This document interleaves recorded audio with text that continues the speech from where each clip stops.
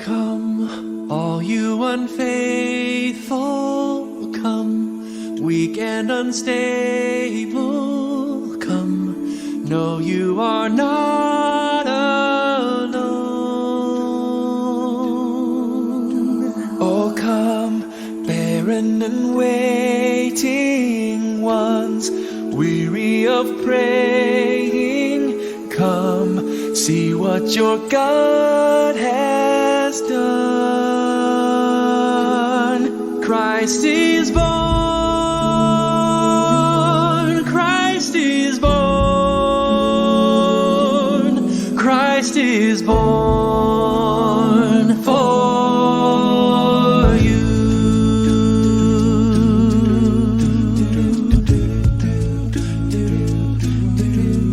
Oh, come, bitter and broken, come, with fears unspoken, come, taste of his perfect love.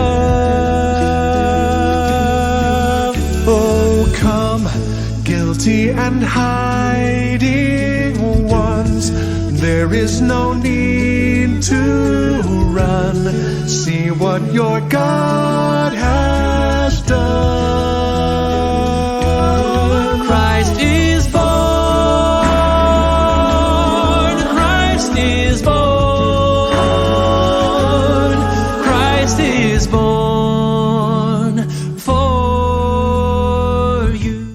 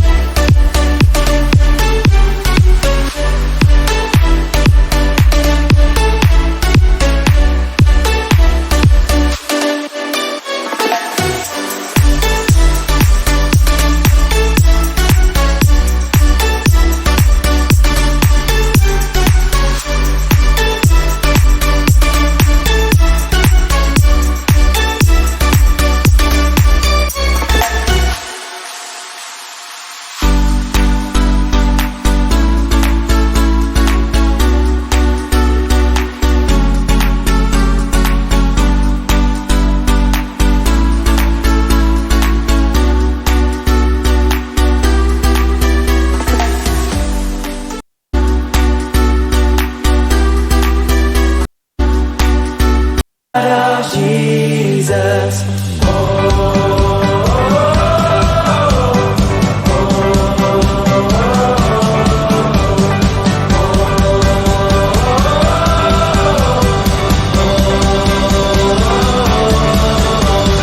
oh, precious is the flow that makes me white as snow. No other fount I know, nothing but the blood of Jesus. Oh, precious is the flow that makes me white as snow.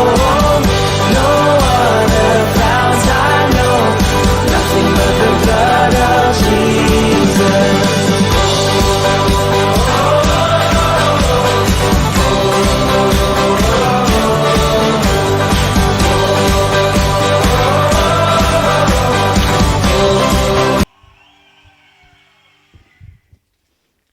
Ya, selamat sore Bapak Ibu Saudara sekalian. Mari sama-sama kita bangkit berdiri, kita mau menyatakan setiap kemuliaan Tuhan di dalam kehidupan kita. Kita mau nyatakan Engkaulah Tuhan yang layak bertahta di atas setiap pujian dan penyembahan kami ya Tuhan.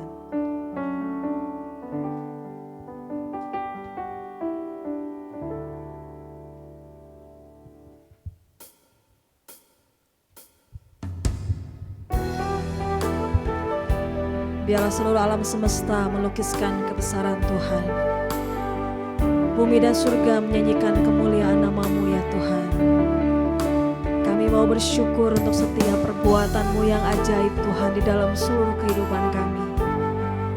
Layak dipuji dan disembah. Alam semesta melukiskan kebesaran Tuhan. Bumi dan surga menyanyikan kemuliaan nama-Mu. Hosana,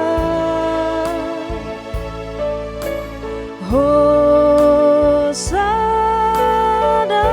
layak dipuji, layak dipuji, disembah. Kaulah yang bertata dulu, sekarang, dan selamanya. Raja atas segala raja, nama-Mu besar termulia. Terima kasih Tuhan untuk kemuliaan-Mu, kebesaran-Mu di dalam seluruh kehidupan kami.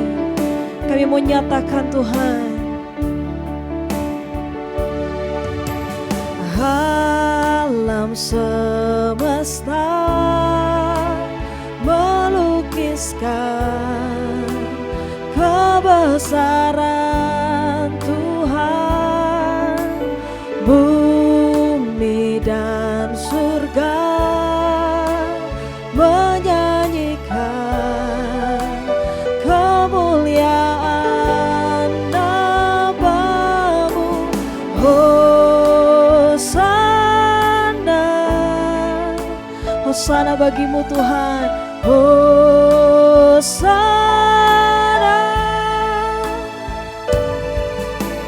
layak dipuji, disembah. Kaulah yang bertata dulu, sekarang, dan selamanya. Raja atas segala raja, nama-Mu besar termulia.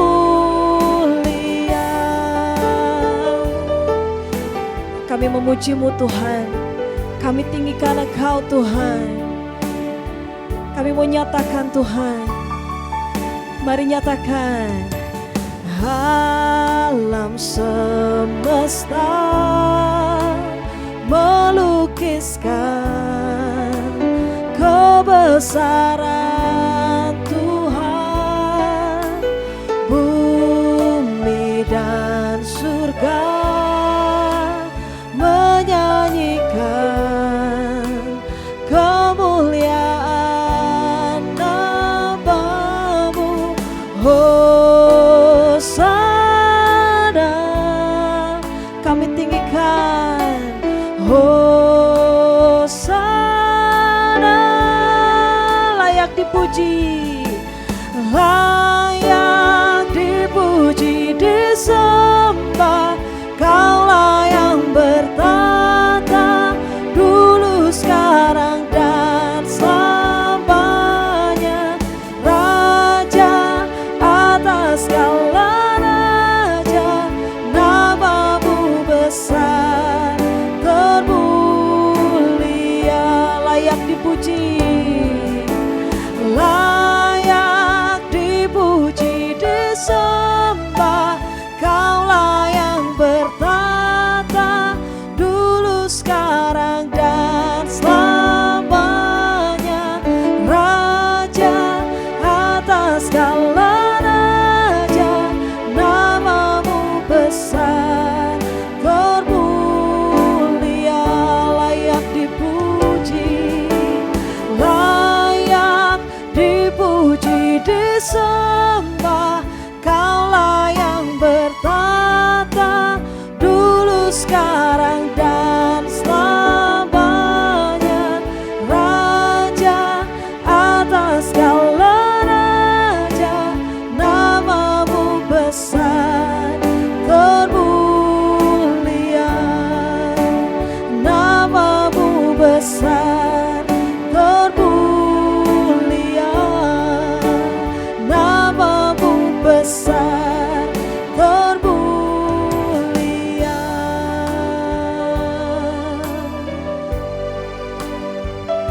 Kami tinggikan Engkau Tuhan, nama-Mu besar, agung perkasa. Haleluya.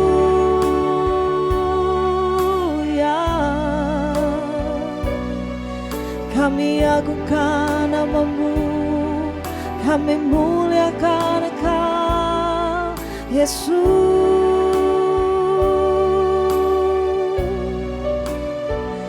Terpujilah Engkau Tuhan, oh haleluya. Sungguh kami bersyukur Tuhan bahwa kami ada di tempat ini oleh karena kasih karunia-Mu Tuhan. Kami mengucap syukur Tuhan, keberadaan kami adalah karena kasih-Mu yang begitu besar dalam kehidupan kami Tuhan. Biarlah kami mau memuji Engkau Tuhan, memuliakan Engkau Tuhan, melalui mulut kami Tuhan, tangan kami, kaki kami, seluruh tubuh kami Tuhan. Kami mau tidak hanya sekedar bernyanyi, tapi kami memuji Engkau, Allah yang layak dipuji dan ditinggikan Tuhan. Terima kasih Tuhan untuk setiap berkat-Mu dalam kehidupan kami. Kami mau memulai ibadah kami Tuhan dengan hati yang mengasihi Tuhan, biar Tuhan yang bertahta di atas setiap pujian dan penyembahan kami Tuhan. Engkau ditinggikan, Engkau dimuliakan Tuhan. Berkati setiap Zoom Tuhan, rumah yang dipakai beribadah Tuhan, Kau memberkati dan menolong Tuhan, supaya semuanya koneksi bisa berjalan dengan baik Tuhan. Bahkan kami yang ada di tempat ini pun Tuhan, Kau nyatakan kasih dan sukacita dari surga-Mu Tuhan atas tempat ini Tuhan. Kuasai tubuh, jiwa dan roh kami serahkan semua ibadah kami dalam kedaulatan Tuhan. Di dalam nama Tuhan Yesus, mari sama-sama kita yang percaya kita katakan amin. Halo, selamat sore semuanya. Ya, silakan duduk Bapak Ibu Saudara. Kita percaya kita punya Tuhan yang mengasihi kita, amin.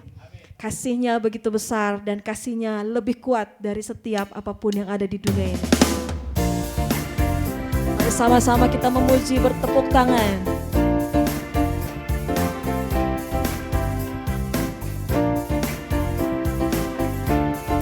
Kita mau nyatakan kasih yang begitu besar, kasih yang begitu besar, lebih kuat dari dosa, kasih yang menemukanku, selamatkan dan pulihkanku. Ku naikkan syukurku, ku takkan berhenti memuji, meninggikan nama-Mu, selalu menari, memuliakan-Mu. Dibebaskan, dibangkitkan, hidup yang Kau beri dan kini hanya untuk-Mu. Kami mengucap syukur Tuhan buat kasih-Mu yang begitu besar buat setiap kami. Kau menemukan kami dan menyelamatkan kami Tuhan. Kami mau bersyukur kepadamu Tuhan. Mari nyatakan kasih yang begitu besar, lebih kuat dari dosa, kasih yang menemukanku, selamatkan dan pulihkanku. Ku naikkan syukurku, ku tak akan berhenti memuji, meninggikan nama-Mu, selalu menari, memuliakan-Mu. Dibebaskan, dibangkitkan, hidup yang Kau beri dan kini hanya untuk-Mu. Mari sama-sama kita bangkit berdiri, kita nyatakan kasih-Mu begitu besar buat setiap kami Tuhan. Kami tidak akan pernah berhenti untuk memuji dan meninggikan Engkau Yesus. Mari sama-sama nyatakan kasih yang begitu besar, lebih kuat dari dosa, kasih yang menemukanku, selamatkan dan pulihkanku. Ku naikkan syukurku, ku takkan berhenti memuji, meninggikan nama-Mu, selalu menari, memuliakan-Mu.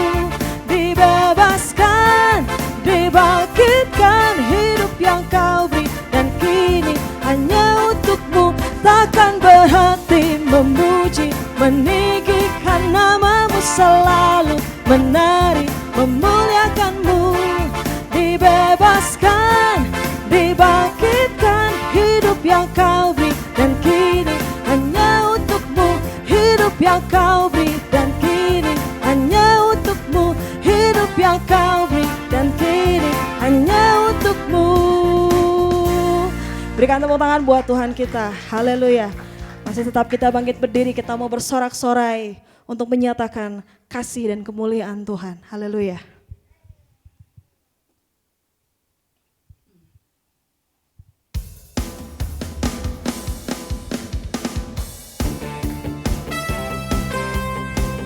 Mari kita bersorak-sorai, hai umat Tuhan, karena bagi Dia segala pujian, segala hormat hanya bagi Dia.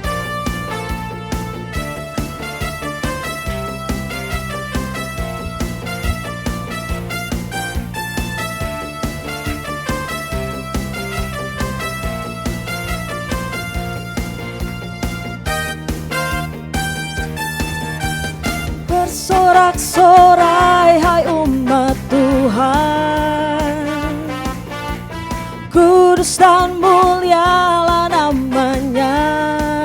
Besarlah kasih-Nya, besarlah kasih-Nya, ajaib perbuatannya, berkuasa selama-lamanya. Bersorak-sorai, bersorak-sorai, hai umat Tuhan,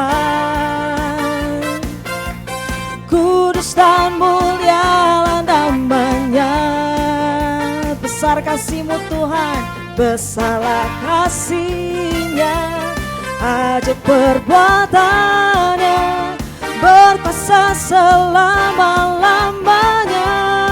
Bagi Dia, bagi Dia yang meminta, yang layak terima segala pujian. Bagi Dia yang meminta, surga bumi sujud menyembah di hadapan-Nya.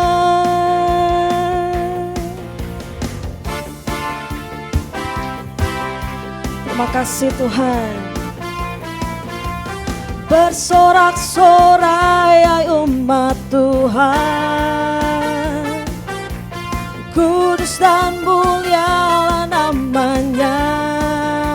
Besar kasih-Mu Tuhan, besarlah kasih-Nya, ajaib perbuatannya, berkuasa selama-lamanya. Bagi Dia yang meminta, yang layak terima segala pujian. Bagi Dia yang bertata, surga bumi sujud menyembah di hadapan-Nya. Kami memuji-Mu Tuhan, Engkau yang layak terima segala pujian dan penyembahan dari setiap kami. Engkau bertahta Tuhan, biarlah surga bumi sujud menyembah hanya kepada-Mu.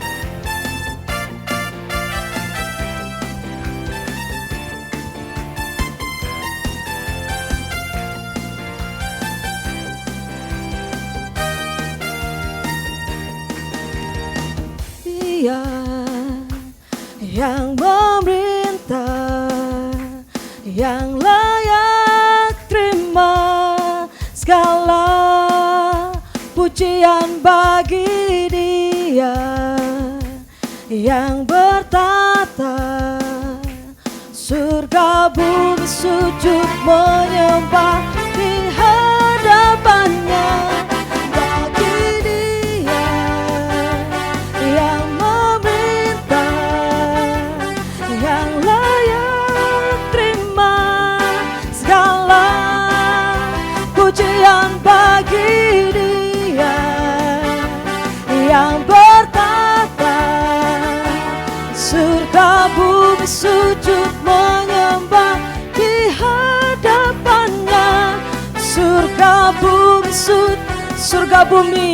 surga bumi sujud menyembah, surga bumi sujud menyembah di hadapannya. Berikan tepuk tangan yang terbaik buat Tuhan kita. Haleluya. Silakan duduk Bapak Ibu Saudara. Kita bersyukur bahwa hari ini adalah hari yang ada buat setiap kita untuk kita bisa beribadah bersama-sama. Biarlah segala kemuliaan hanya bagi Dia. Dan biarlah di dalam segala keadaan tetaplah Yesus yang mempesona seluruh kehidupan kita. Kita mau mengimani pujian ini bahwa sekali Yesus, selamanya Yesus dalam kehidupan kita.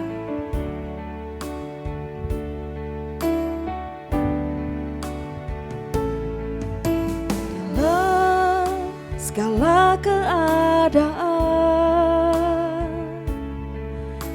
waktu berlimpah maupun kurang, tetap Yesus yang mempesona hatiku. Dia beri damai dan kesempatan baru di setiap musim kehidupan. Waktu ku kuat maupun lemah, tetap Yesus yang mempesona hatiku. Dia beri hidup dan kesempatan baru. Sekali Yesus, selamanya Yesus. Harapanku takkan hilang, karena kasih-Nya sekarang ku ada. Oh Yesusku, ku cinta Kau selamanya.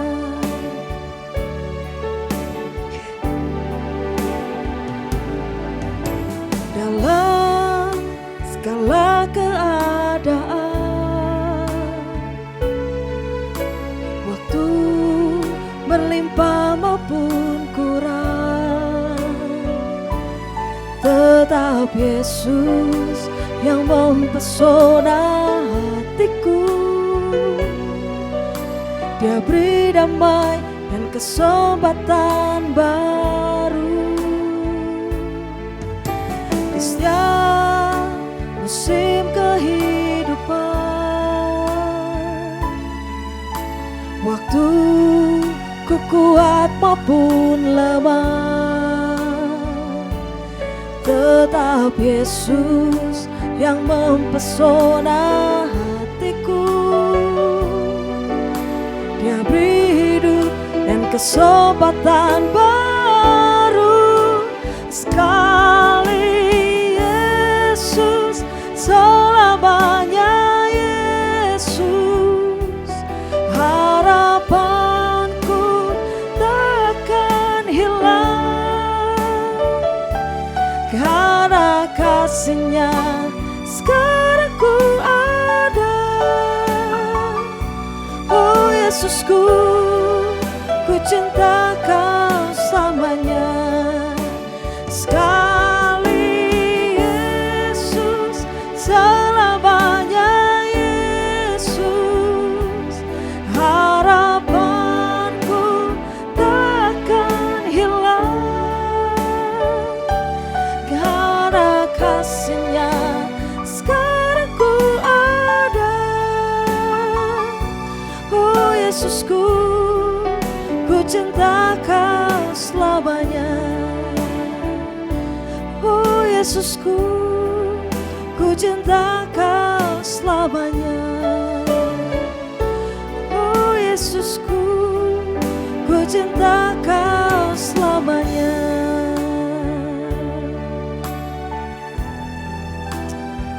Makasih Yesus.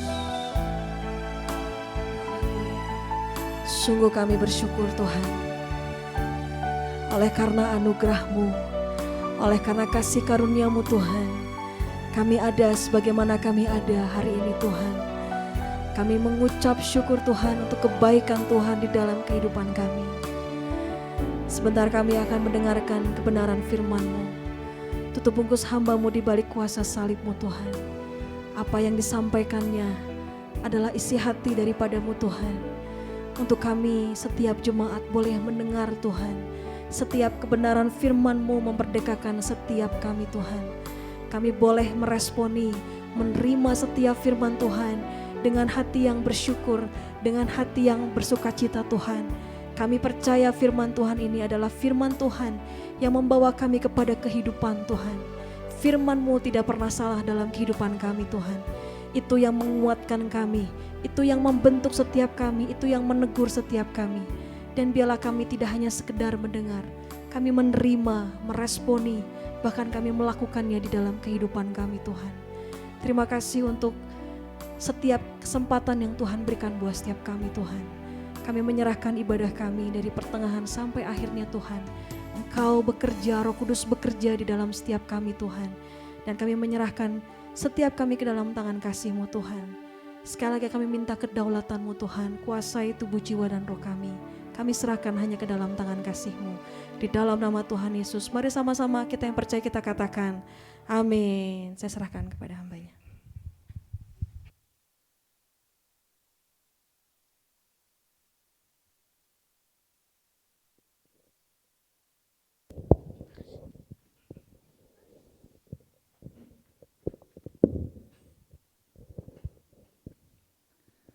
Shalom, selamat sore Ibu Bapak Saudara terkasih dalam Tuhan. Rasa syukur kita jika kita ada kembali di rumah Tuhan. Ini adalah kesempatan. Dan kesempatan itu ada karena ada yang menganugerahkan kesempatan. Ya, terlalu banyak orang kehilangan kesempatan. Kehilangan kesempatan karena ada kesempatan namun tidak digunakan. Ada kehilangan kesempatan karena memang sudah tidak berkesempatan menghirup nafas di bumi ini. Ya, itu banyak, semua bisa saja terjadi. Di tempat ini kita tadi sudah sama-sama menyanyikan, memuji, menyembah Tuhan. Biarlah puji-pujian yang kita naikkan juga itu merupakan satu ungkapan syukur kita atas kesempurnaan kebaikan Tuhan. Nah, pada kesempatan petang hari ini kita akan sama-sama merenungkan firman Tuhan yang berjudul Roh Kudus pimpin hidupku. Roh Kudus pimpin hidupku. Ini perenungan yang betul-betul mesti atau kita pahami dengan benar. Sehingga kita dapat menjalani hidup kita dengan satu keterarahan. Dengan satu panduan. Sebab terlalu banyak orang hanya menjalankan hidupnya sebagai satu pola rutinitas. Ini akan mendatangkan satu kejenuhan. Banyak juga orang yang sudah lanjut usia mereka mulai berpikir apa ya yang aku sudah lakukan. Sepertinya hanya kosong. Sepertinya hanya satu kehampaan. Dari sebab itu Ibu Bapak Saudara terkasih, agar kita tidak mengalami satu kekosongan, kehampaan atau kesia-siaan, kita perlu memiliki satu panduan di dalam hidup ini. Khususnya sebagai umat milik Tuhan, kita perlu hidup dipimpin oleh Roh Kudus. Ya, siapakah yang mengalami atau mendapat pimpinan Roh Kudus? Ya, di slide saya yang pertama saya tuliskan sebagai umat milik Kristus. Hidup kita harus dipimpin oleh Roh Kudus sebagai umat milik Kristus. Lain halnya kalau kita tuh masih menjadi umat yang terbebas, hidup tidak dimiliki oleh kasih karunia Allah. Ya memang sebelum kita percaya kepada Tuhan, kita ini orang-orang bebas. Dikuasai oleh penguasa kegelapan di udara. Tetapi setelah kita menerima dan menjadikan Yesus sebagai juru selamat, maka kita harus dipimpin oleh Roh Kudus. Di dalam Galatia 5 ayat yang ke-24 dikatakan, barang siapa menjadi milik Kristus Yesus, Ia telah menyalibkan daging dengan segala hawa nafsu dan keinginannya. Ayat 25. Jikalau kita hidup oleh roh, baiklah hidup kita juga dipimpin oleh roh. Jadi ibu bapak saudara terkasih, sebagai umat milik Tuhan, itu sebetulnya di dalam diri kita itu ada satu kekuatan. Adalah meterei yang Tuhan Allah berikan sebagai tanda kepemilikan kita menjadi milik Kristus. Ya, seperti ibu-ibu ketika baru melahirkan anaknya diberi tanda, diberi cincin ya, supaya tidak ketukar. Ya. Tanda itu menunjukkan kepemilikan.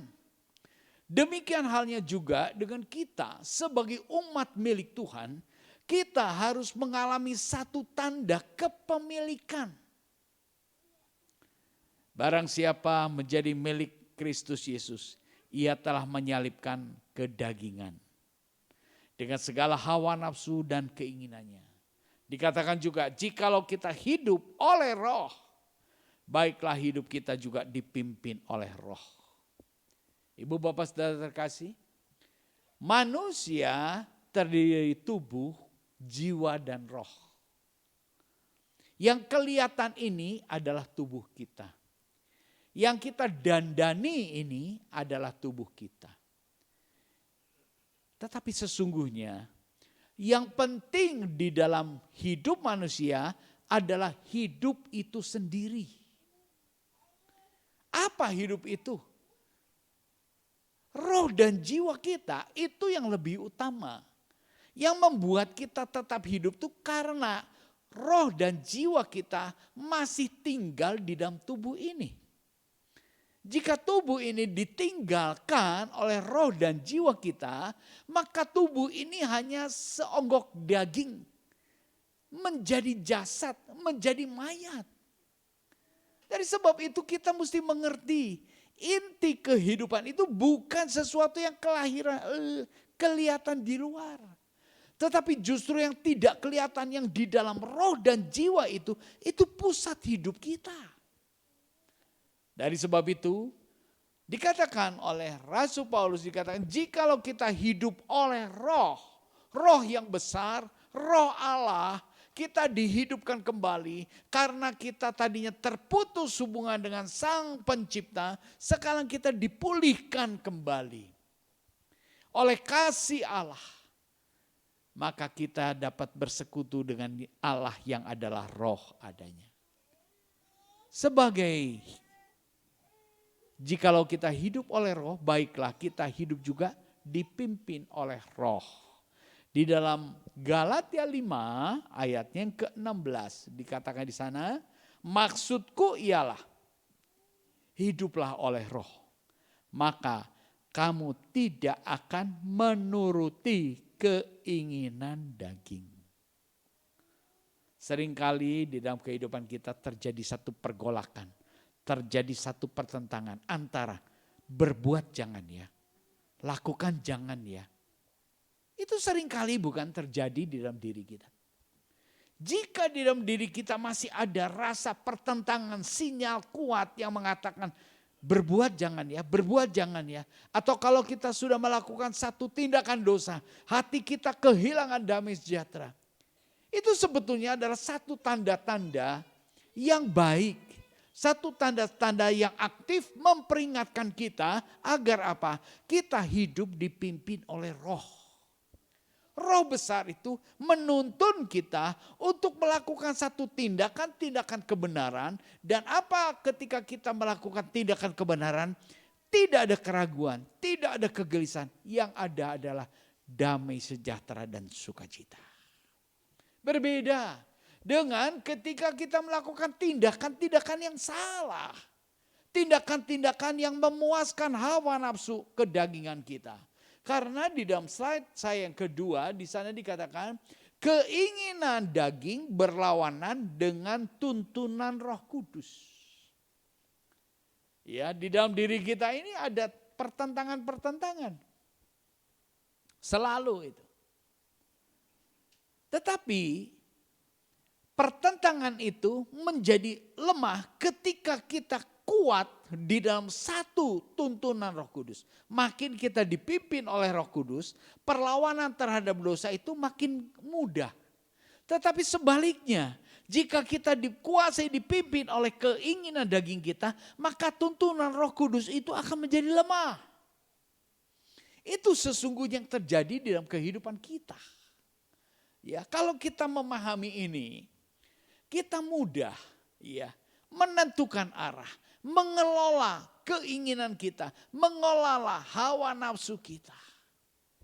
Karena kita memang diberi kemampuan untuk mengalahkan kedagingan. Galatia 5 ayat yang ke-17. Sebab keinginan daging berlawanan dengan keinginan roh. Dan keinginan roh berlawanan dengan keinginan daging. Karena keduanya bertentangan, sehingga kamu setiap kali tidak melakukan apa yang kamu kehendaki. Kita sadar, kita ingin berbuat baik tetapi gagal lagi. Kita ingin taat tetapi gagal lagi. Kita sudah berkomitmen, Tuhan, aku mau membebaskan diri, aku mau meninggalkan dosa ini. Tetapi besok kembali terulang, kita jatuh terhadap dosa yang sama. Ini pertentangan-pertentangan terjadi. Dan seringkali ini membuat kita tuh makin lama makin tertuduh, makin lama makin terhimpit. Sehingga kita tuh hidup di dalam kehampaan. Karena ketidakberdayaan kita menghadapi tekanan-tekanan daging ini, tekanan-tekanan dosa ini. Kita harus pahami ini. Sebagaimana kita juga memahami, kalau kita sudah mulai batuk-batuk, pilek, obatnya ini gitu kan ya. Ada gejala-gejala yang dapat kita pahami.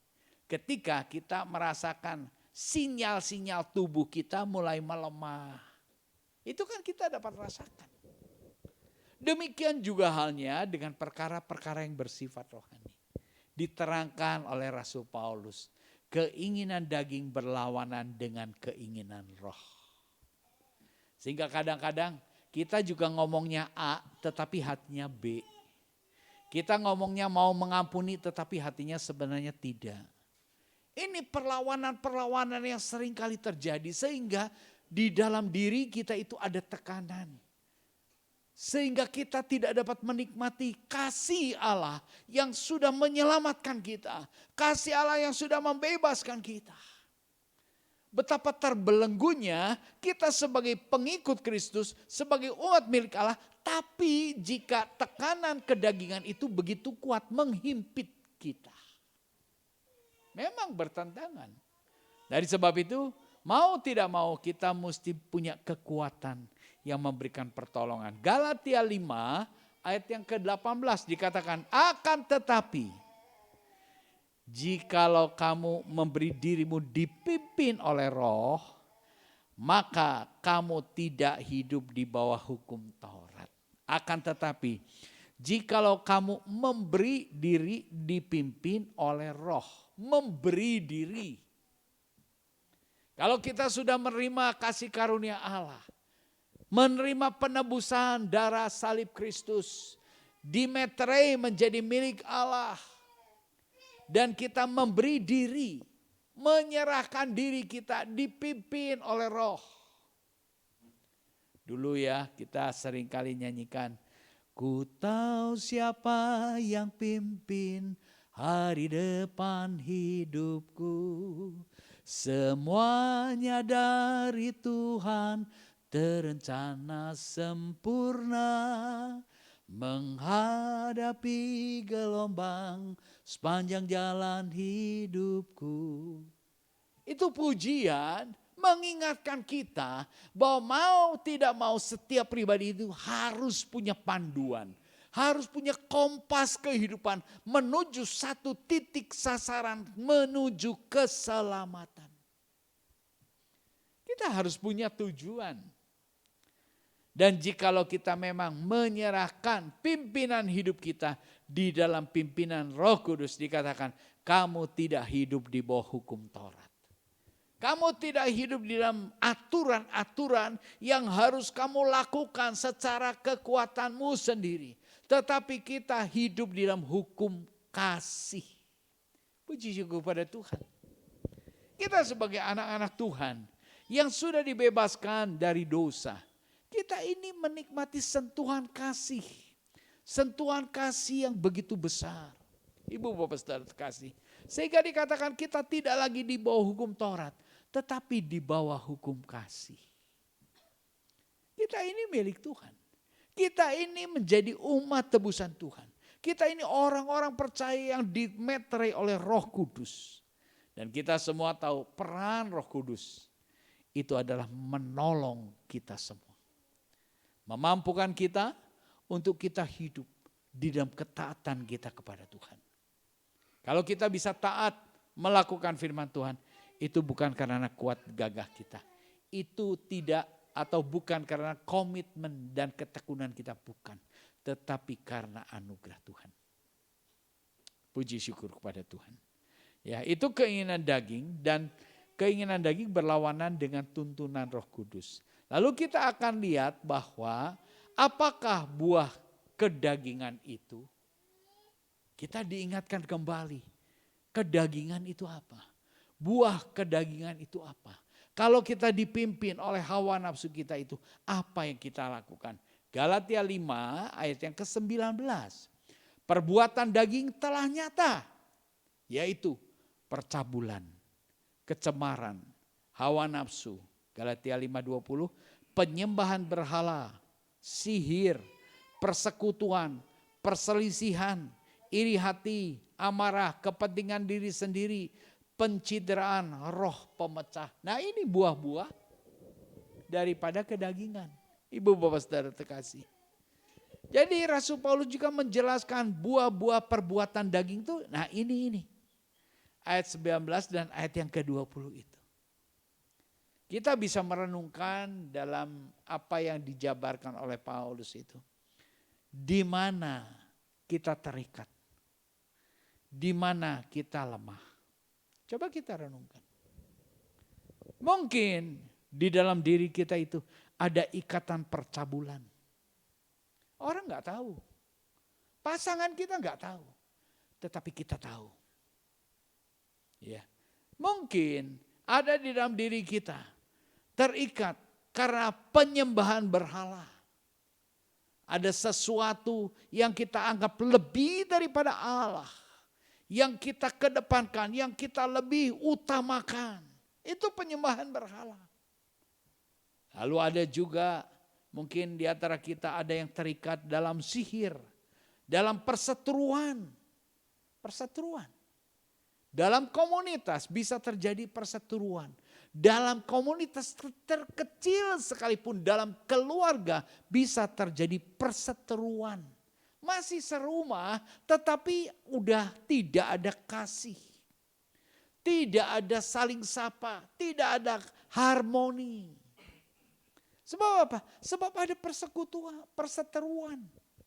Nah, ini ibu bapak saudara terkasih, gejala-gejala atau buah-buah dampak dari perbuatan-perbuatan kedagingan. Kalau kita lebih mengangkat harga diri kita, maka kita menuntut orang menghormati kita. Maka kita menuntut orang memperhatikan kita. Maka kita menuntut orang mengasihi kita. Kalau dia mengasihi aku, baru aku mengasihi. Kalau dia jahat terhadapku, aku bisa balas. Nah, itu roh-roh perseteruan. Itu adalah buah-buah daripada kedagingan. Iri hati. Nah, ini iri hati ini. Bagaimana ini? Ya. Ini merupakan hal-hal yang sering kali terjadi di dalam kehidupan keseharian kita. Ibu bapak saudara kasih, kita perlu dilepaskan dari roh-roh iri hati. Dari amarah. Ya, sehingga tanpa dasar apa-apa, tanpa alasan apa-apa, tiba-tiba jadi pemarah. Ini banyak terjadi. Ya, paling kentara itu di dalam lingkup rumah tangga. Di dalam lingkup keluarga. Kalau di luar rumah mungkin bisa dijaga, dipertahankan. untuk tidak menjadi marah-marah. Sebab di luar rumah komunitas lingkup kerja. Kalau marah-marah di tempat kerja udah pasti barang tentu dikeluarin. Jadi di tempat kerja ya ada aturan, ada sistem. Masuk dalam satu sistem ya harus taat. Kalau enggak ya harus terlempar dari sistem itu. Tetapi paling kentara di mana? Di rumah. Sebab di rumah ada aturan rumah tangga tetapi tidak tertulis, bukan? Ada enggak aturan di dalam rumah tangga? Ada, tapi tidak tertulis. Di dalam perusahaan ada nggak aturan? Ada dan tertulis. Ada konsekuensi-konsekuensi. Jadi di dalam perusahaan di mana kita taat, betul-betul taat. Tetapi sampai di rumah baru meledak ini semua ya. Itu banyak terjadi Ibu Bapak Saudara terkasih. Nah itu kenapa terjadi demikian? Banyak sekali orang-orang, kenapa ya aku nih kok begini? Mereka pun juga bergumul dengan dirinya, aku nih kok seperti ini. Nah inilah yang sedangkan kita renungkan bersama. Itu adalah buah-buah kedagingan. Kenapa? Karena kita tidak menaklukkan diri di dalam pimpinan Roh Kudus. Sehingga kita dikuasai oleh amarah. Lalu kepentingan diri sendiri. Kepentingan diri sendiri. Ya, saling membanggakan, ini aku sudah lakukan ini. Kamu gak pikir ya, kamu keluar rumah, aku capeknya. Biasanya istri begitu. Lalu suami, aku berjuang di luar rumah. Aku betul-betul bersaing di luar rumah. Bukankah hidup di dunia ini ketat dengan persaingan? Ya kan? Para bapak-bapak keluar dari rumah untuk apa? Untuk berkarya, untuk berjuang, untuk bergumul mencukupi kebutuhan rumah tangga. Itu tugas bapak-bapak. Berjuang di sana, bergulat di sana. Untuk kepentingan di rumah. Tetapi pandangan yang di rumah lain. Yang di rumah, aku beberes aja, beberes rumah dari pagi sampai anak kalau begini begitu. Dan banyak pergumulan, itu pergumulan ibu. Ini juga pergumulan bapak. Lalu dua-duanya dalam pergumulan ketika bertemu di rumah apa yang jadi? Nah itu seringkali berdampak. Dari sebab itu kita perlu belajar tentang ini. Merenungkan tentang ini. Oh kalau begitu aku harus hidup menyerahkan pimpinan hidupku dalam pimpinan Roh Kudus. Tanpa pertolongan Roh Kudus kita tidak bisa. Pencidaraan dan roh pemecah. Itu buah daripada kedagingan, roh pemecah. Kalau tanya sama ibu-ibu, ibu-ibu lebih mudah mengampuni suami atau lebih mudah mengampuni tukang sayur? Ada beberapa ibu-ibu di sini. Mana yang lebih mudah? Kita lebih mudah mengampuni orang serumah atau lebih mudah mengampuni orang lain yang tidak serumah, di luar rumah? Kira-kira mana nih yang lebih mudah? Yang di luar rumah. Mengampuni tukang sayur lebih gampang ya. Ya sudah Bang, saya ampuni, udah jangan ketemu lagi. Gitu kan ya, beres kan? Tetapi coba sama orang yang di dalam rumah. Ibu bapak saudara kasih. Inilah yang membuat rumah tangga itu kehilangan harmoni. Kehilangan sukacita. Kenapa? Karena ada roh pemecah. Dari mana roh pemecah itu ada? Ketika kedagingan kita terlalu kuat. Maka kita perlu membalikan semuanya ini. Galatia 5:21. Kedengkian, kemabukan, pesta pora dan sebagainya. Terhadap semuanya itu kuperingatkan kamu. Seperti yang telah kubuat dahulu. Bahwa barang siapa melakukan hal-hal yang demikian, ia tidak akan mendapat bagian dalam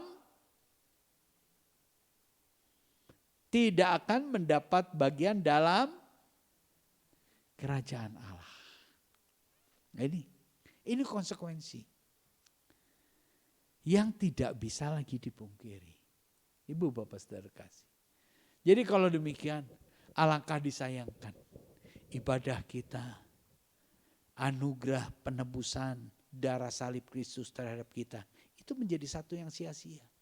Jika kita tidak menyerahkan diri dipimpin Roh Kudus. Jadi kalau kita sebagai umat pilihan Tuhan tidak bisa lepas dari yang namanya penyertaan Roh Kudus. Roh Kudus itu penolong yang Allah Bapa anugerahkan di dalam setiap kita orang-orang percaya. Tuhan Yesus mati, bangkit, naik ke surga, lalu dia mencurahkan Roh Kudus supaya setiap umat milik Allah memiliki penolong. Kita masing-masing perlu penolong. Kalau kita tidak memiliki penolong, kita akan jadi penyolong. Iya, merampas hak orang lain, merampas perhatian orang lain, menuntut orang lain memperhatikan kita lebih. Gak pernah bisa memikirkan kepentingan orang, gak akan pernah bisa. Roh kedagingan itu seperti itu. Tetapi Roh Kudus itu menuntun kita supaya apa? Apa yang Allah lakukan dalam bukti kasih-Nya yang besar itu menuntun kita untuk ketika kita meninggalkan dunia ini, kita masuk ke dalam kerajaan Allah. Nah, itulah keselamatan. Jika kita tidak dipimpin oleh Roh Kudus, kita tidak akan mencapai itu yang namanya keselamatan. Gak akan pernah capai. Mengalami kegagalan. Banyak rumah tangga diberkati di gereja. Ya wah, minta diberkati di gereja. Di hadapan Tuhan mintanya berkat. Tapi ketika menjalani hidup rumah tangga tanpa aturan Tuhan. Nah ini kan jadi satu hal yang salah. Kalau kita minta diberkati di gereja, kita harus konsisten. Kalau kita diberkati dengan gereja, mari kita jalani rumah tangga kita dengan cara dan aturan Tuhan. Kalau tidak, bubar. Hancur rumah tangga. Betul. Ini sangat mengerikan. Maka kita perlu memahami semuanya ini. Ternyata peran Roh Kudus itu tidak bisa dilupakan. Sebagai umat Tuhan, kita ini harus senantiasa menaklukkan diri di dalam pimpinan Roh Kudus. Wah, di dalam pimpinan Roh Kudus itu bagaimana ya? Tadi pagi ada kesaksian yang saya dengar, ada seorang ibu. Ibu itu jatuh karena mau ambil sampah. Sampahnya masuk ke kolong motor gitu ya. Ibu itu ambil, malah jatuh. Ketika jatuh enggak ada siapa-siapa ini. Lalu ibu itu, Tuhan tolong. Di dalam hatinya tuh terpikir, jangan berpegang pada motor. Tapi bergeser, berpegang pada tembok. Maka ibu itu bergeser sedikit, yang dipegang tembok. Menjadi tumpuannya, menjadi alat penopangnya sehingga dia bisa berdiri lagi. Saya yakin itulah bentuk-bentuk pimpinan Roh Kudus. Seringkali kita tidak mendengar suara Roh Kudus itu bicara apa. Tetapi dia berbicara menuntun hati kita. Satu waktu, ya memang ini hal yang kecil sederhana. Saya pulang dari Jakarta, jam 8:15 malam, masuk komplek. Saya melihat satu rumah, rumahnya Ibu Wati. Loh, Mi, itu pintunya kok kebuka? Saya suruh istri saya, turun, tutupin. Pintunya tuh ditutup. Besoknya saya baru dapat kabar, Ibu Wati tuh jatuh. Harus dioperasi ini bagian ini. Pangkal pahanya ini ya. Bonggol di ini. Jam 8:15 itu ibu jatuh. Jadi ada si Pak Sawon baru datang lagi, makanya pintu terbuka. Seringkali kita tuh dapat tuntunan lewat hal-hal yang kecil. Coba seandainya kalau waktu yang lalu tuh saya turun, tapi saya lihat juga pintunya kok tertutup rapat gitu. Kalau pintunya terbuka aja sedikit, saya pasti turun. Tante, ini kenapa pintu terbuka dan pengen tahu ada apa gitu ya. Itu kurang pekanya ya. Tetapi Tuhan sudah tuntun itu tuh. Besoknya saya baru tahu, oh ternyata Ibu Wati yang tinggal sendiri di rumah. Dia jatuh. Dan sekarang masih ada di rumah sakit. Seringkali kita itu menghadapi hal-hal demikian. Kita berencana, tapi ada dorongan kemana. Sehingga terjadi, kok lebih baik. Untung gak ke sana, tapi ke sini gitu loh. Roh Kudus itu menuntun kita. Kenapa? Karena kita ini umat tebusan Tuhan. Ya, ada pujian di dalam Mazmur. Tuhan menetapkan langkah-langkah orang.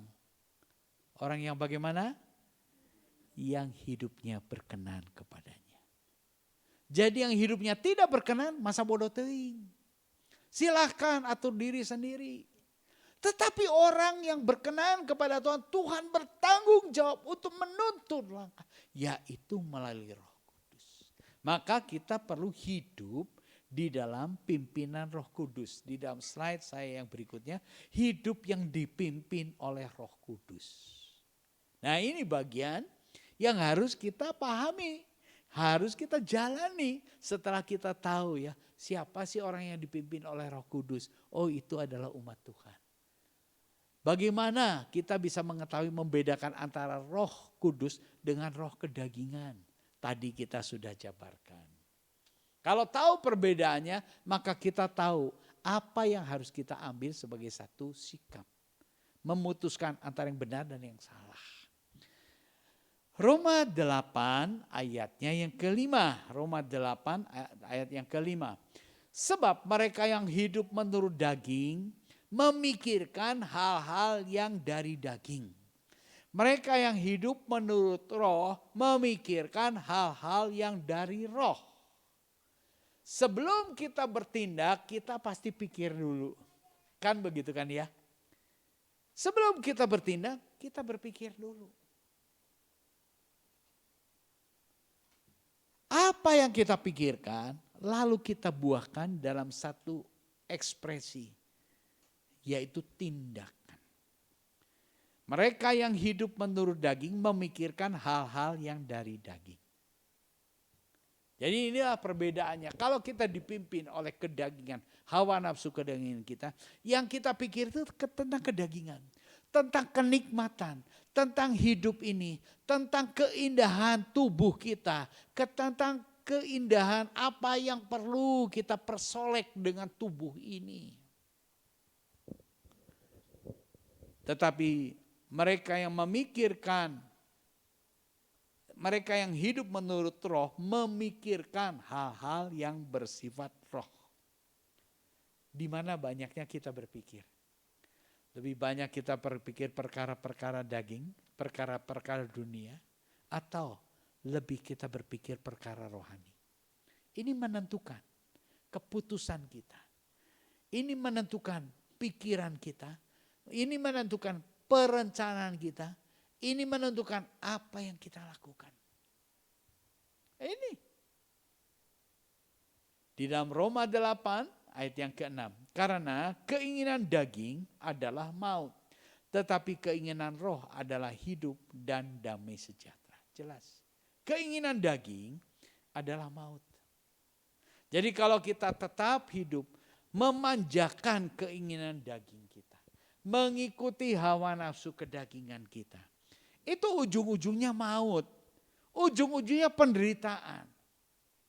Tetapi kalau kita selama kita hidup dalam dunia ini, selama kita hidup masih roh dan jiwa kita masih melekat tinggal di dalam daging ini, kita mampu menaklukkan keinginan daging ini oleh kekuatan roh yang ada di dalam kita, maka kita dapat mengelola hidup ini. Mengelola emosi kita, mengelola pikiran kita, mengelola perkataan kita, mengelola perbuatan-perbuatan kita. Banyak orang tidak bisa mengelola diri sendiri. Banyak. Dari mana? Dari perkataannya, nanti kita bisa lihat. Nah, hanya itu orang kok begitu ya? Kok aneh ya? Menjadi perguncingan. Orang mendengar jadi mikir, nah hanya begitu gitu. Betul Ibu Bapak Saudara. Ini adalah praktek hidup. Maka kita betul-betul harus.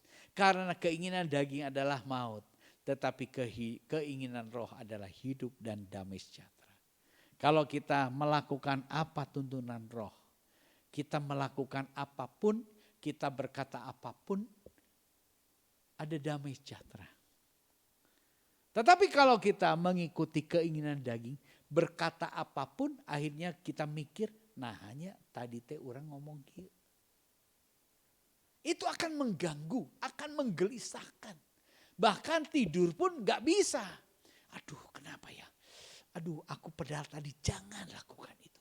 Tetapi sekarang karena aku sudah lakukan. Atau kumaha tuh? Oh lalu menyusun rencana-rencana untuk menutup-nutupi apa yang sudah dilakukan. Maka tidak heran kebohongan satu harus ditutupi dengan kebohongan yang berikutnya. Nah itulah ibu bapak saudara kasih.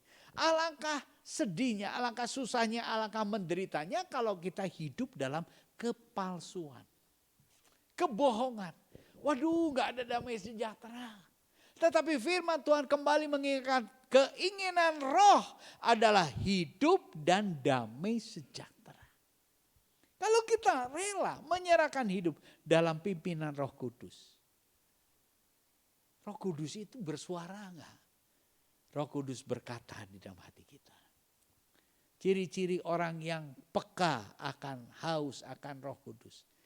Dia rajin di dalam kehidupan doa. Dia rajin bersekutu di dalam terang firman Tuhan.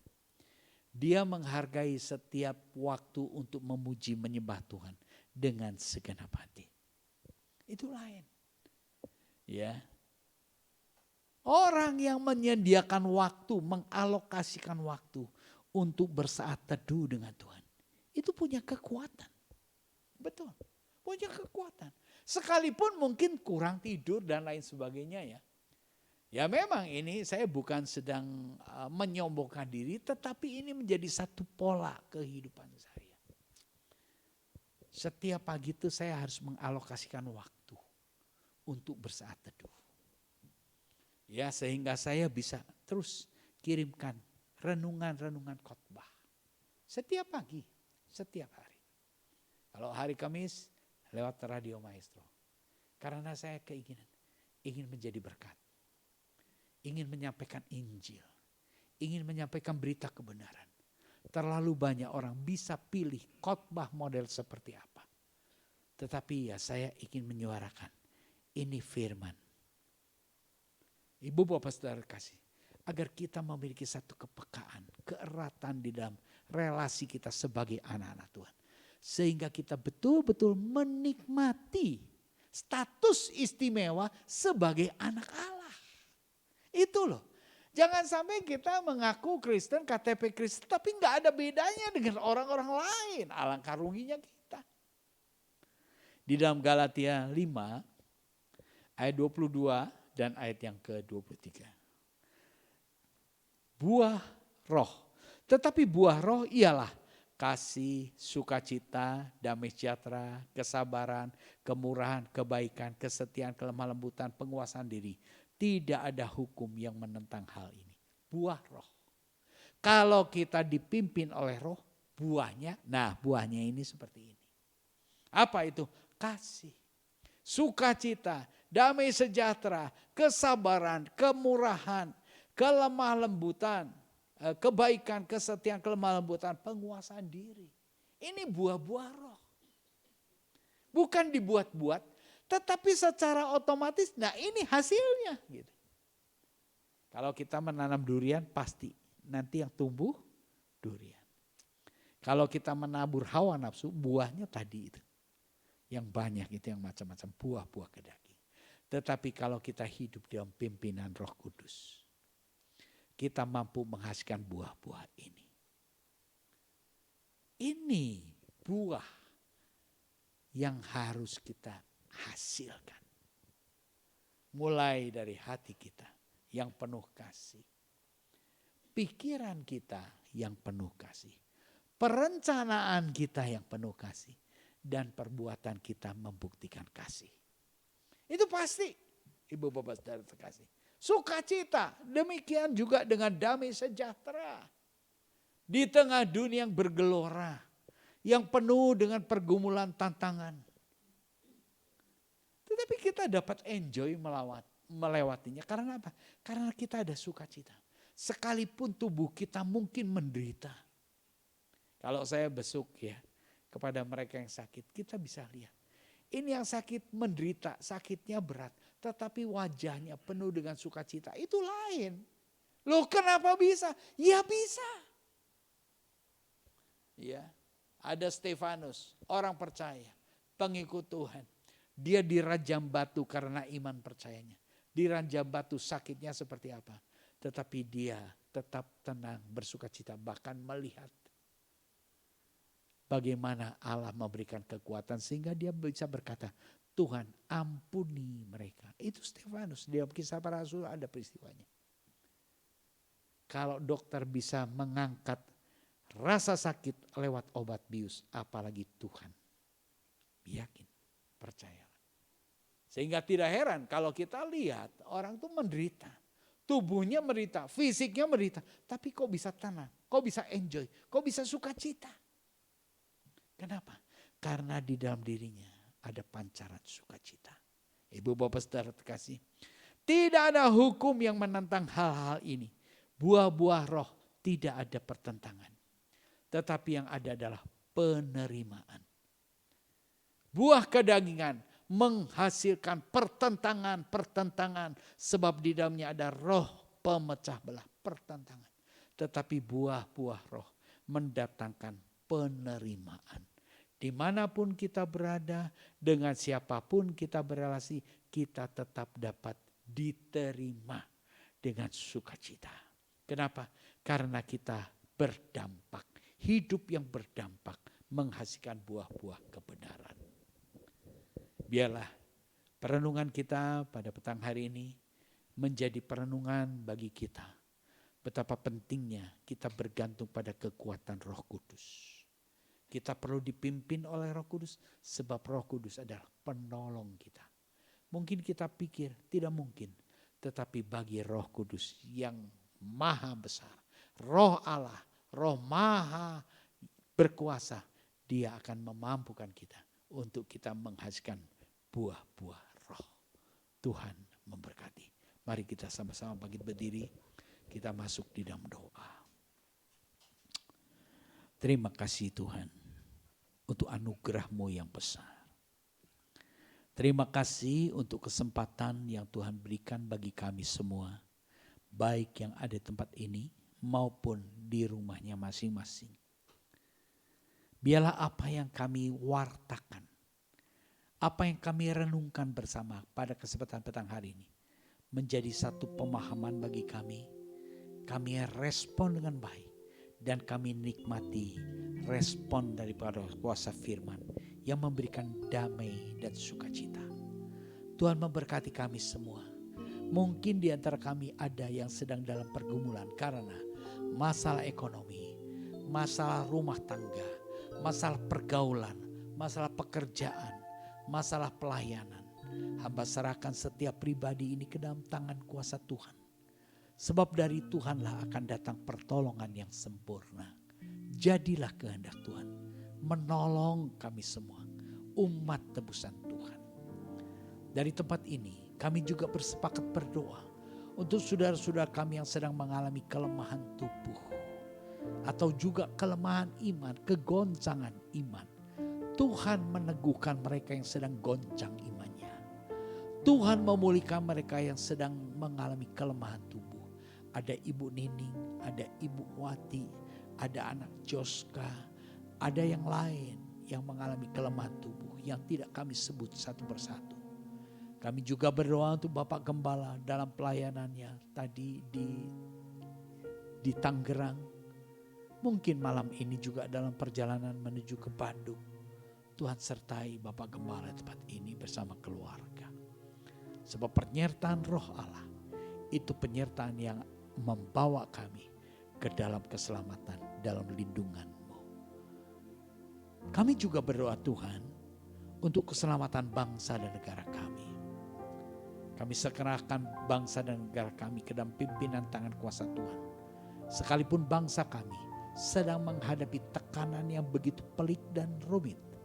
Tetapi Tuhan, para penguasa di atas para penguasa, raja di atas segala raja, hikmat di atas segala hikmat, wibawa di atas segala wibawa, sanggup menyelesaikan seluruh permasalahan yang pelik yang dihadapi bangsa kami. Oleh kasih Tuhan, maka bangsa kami diselamatkan. Tanamkan kepada warga negara Indonesia ini hati yang mensyukuri atas kebaikan-kebaikan kasih Tuhan. Selamatkan bangsa kami. Jadilah kehendak-Mu bagi negara dan bangsa kami. Terima kasih Tuhan untuk kekayaan anugerah-Mu.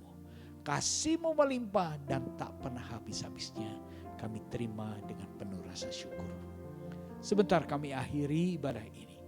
Namun sebelum kami berpisah, kami mau menerima berkat rahmat Bapa Surgawi. Dari sebab itu mari Bapak Saudara kasih, kita tadahkan tangan. Kita terima berkat daripada Allah Bapa. Ibu Bapak dan saudara-saudara terkasih, terimalah segala berkat datangnya daripada Allah. Allah yang esa, Allah yang hidup, Allah pencipta alam semesta, Allah pengada segala sesuatu dan Allah sumber kehidupan. Dia Allah Bapa kita. Terimalah cinta kasih daripada Tuhan Yesus Kristus. Dialah juru selamat kita yang sudah membebaskan kita dari belenggu maut, memperdamaikan kita untuk hidup dan menikmati kasih Bapa Surgawi.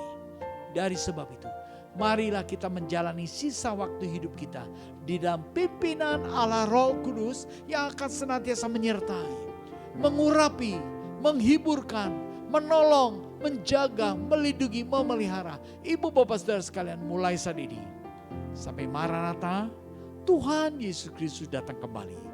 Sebab itu terimalah dan bawalah serta segala berkat rahmat kasih karunia Bapa Surgawi. Dalam nama Tuhan Yesus Kristus hamba panjatkan peralaskan segala doa ini. Haleluya. Amin. Puji Tuhan. Tak berubah selamanya cinta kasihku padamu. Ku mau hidup selamanya untuk senangkan hatimu. Tak berubah selamanya cinta kasihku padamu. Ku mau hidup selamanya untuk senangkan hatimu Tuhan. Puji syukur ibu bapak saudara terkasih dalam Tuhan. Tuhan memberkati kita semua. Shalom.